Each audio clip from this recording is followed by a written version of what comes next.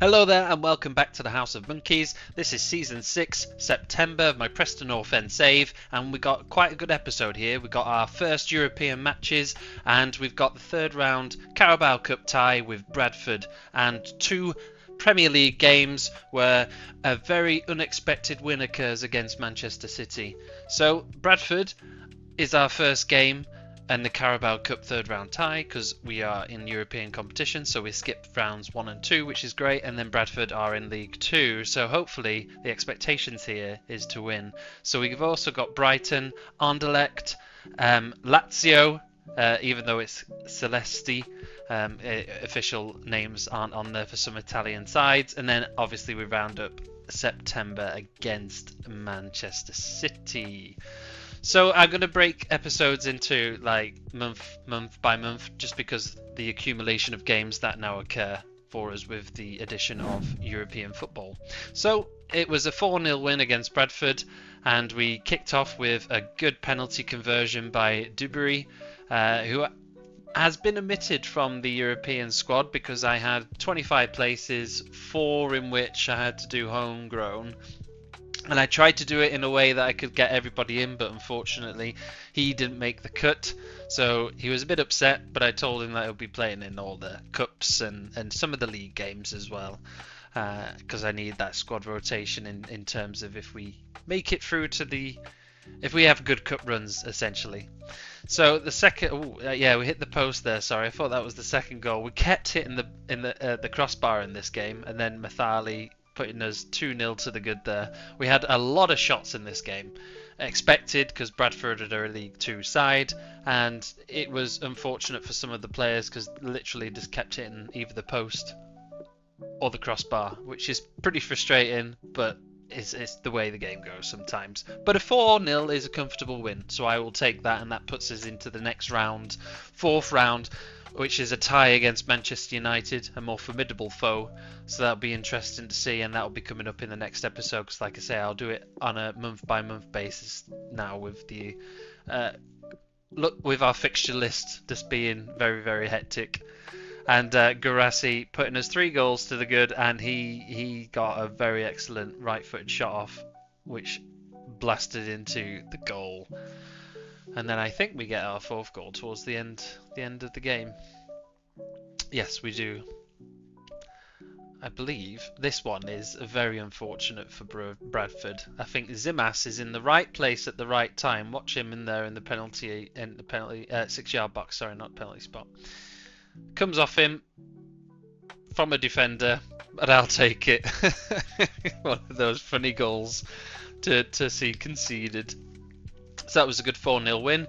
And our first European match gets off to a great start. I mean, Anderlecht building a stadium. I'm highlighting the actual health and safety standards because, look, there's no protection for those people sat right on the edge of that stadium. Sure, they didn't mean to do that in the game, but that was just funny, something funny to point out. And first European match, and we get off to a comfortable win against Belgium side Anderlecht, which I'm very, very happy with. We just absolutely dominated this game. I do feel ever since we changed that tactic tweak in the final third to pass into space, with the good players coming in, I feel we're getting on good terms this scoring, which is a reflection on the first couple of seasons in the Championship where I had Championship standard players. We were scoring quite a lot of goals.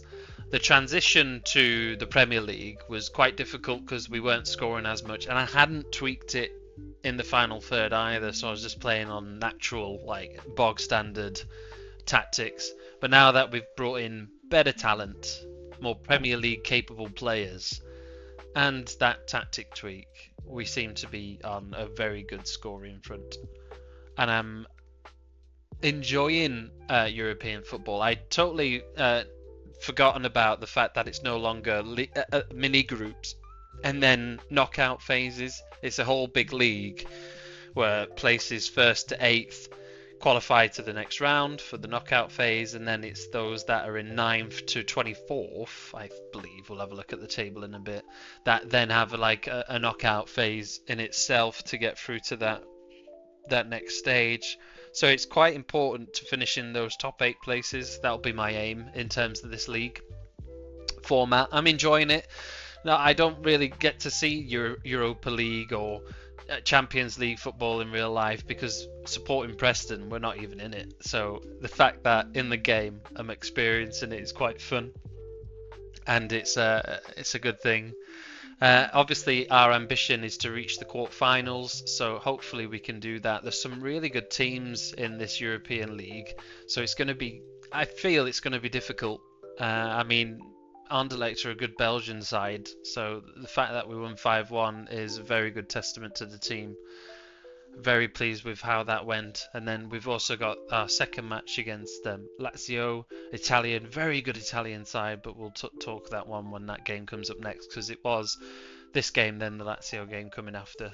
But we can enjoy all the goals that were scored here. I mean, we might be missing Harry Gray when we sold him to Newcastle, but our new man Kay Furrow is just as good as a player as Harry Gray. I mean, you'll see in some of these highlights, he gets a couple of goals, and Ian Holland, our academy player, sets him up, and Ian Holland has been playing phenomenal as well. I really do need to get on to offering him a contract to tie him down to the club, because I feel he is going to be such a key player for us in not just this season, in upcoming seasons as well.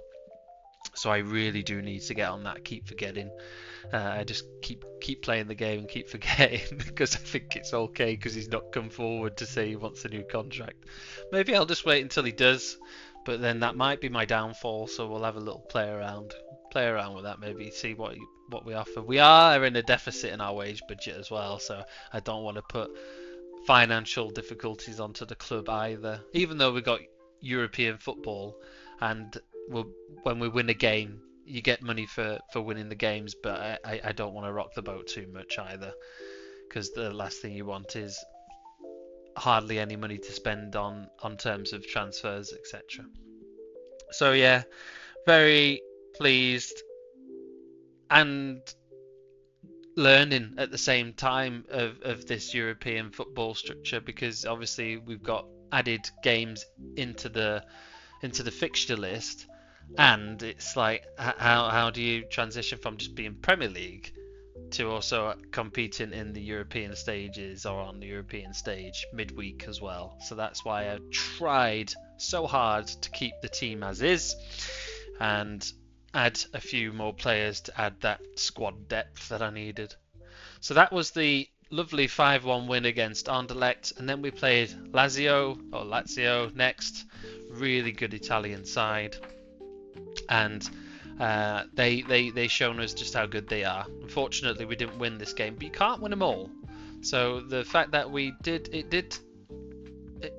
play a good game here, I reckon. Even though we lost the game, it was a very hard fought game for our players. And like I say, I think it was just they had 2 shots as well. I know I don't show the stats at the end, but they had 2 shots on target. They made it count. We had a lot of possession of the ball. We had more shots, more shots on target. So it was kind of disappointing to lose the game, but it just goes to show you've got to convert when you've got the chance, because they had 2 shots on target and they both went in. So that's really important. I got to learn, or I've got to have a look at how you convert your shots on target to goals, because there's been a lot of times throughout my save or throughout this series where I've had loads of shots on target, but hardly any goals to reflect on that. So it's a bit of a learning curve, and one that I'll look into as well, I think, because it'd be nice. But it'd be nice to get that. But we are scoring a lot. Saying that, I do feel we are scoring a lot of goals, which is pleasing to see as well. So like I say, we were on back-to-back Europa League games. So we've won one, we've lost one, and we got 6 left. So I will show in a bit. I did have a look at what people or what teams got in the past to make them get into those top 8 places, and it's around the 12 point, 14 point mark. So I feel we can get that. I feel it's achievable. We've got some good teams to play against. All of them are really good teams. This is why you play in Europa League, because this is like some of the best of the teams around Europe. And I feel we've got a good team for it as well, to be fair. And that was their second goal. It was funny to see Xerxes has made a move over that way and play for the Italian side as well. So it wasn't to be there, but that's 1 win, 1 loss. And then we've actually finally beat Manchester City. I couldn't believe my eyes. Not only did we beat them, we absolutely thumped them. I know 5-2 is like, oh, you conceded 2 goals, but to be fair to us, we've always lost, and we've only ever drawn once against Manchester City. So the fact that we came out the blocks and shown them what for, showing them that they're not the dominant side that they used to be. I mean, Garnacho did well to stay up there, and then Ben Doak converts that pass, and I thought, oh, here we go, 1-0 up. This is great. Early doors as well, early on in the game. And it just kept continuing from there. Manchester City did come back and cause me a bit of a, oh my god, we're going to bottle it, but we actually prevail, which is great. Love that. Love the resilience and the fight from the boys. But some really good goals as well. I mean, to score 5 again, so that's our second match in 3 where we've scored 5.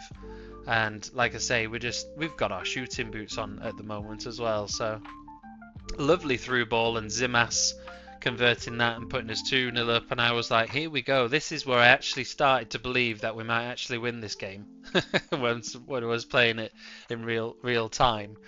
I thought 2-0 up, and then we got a penalty, and Zimas, our very good penalty converter, steps up, and I think when we went 3-0 up then, I thought, right, this is it. This is us. We're actually going to win. And he gets his second goal of the game. Lovely brace for Zimas.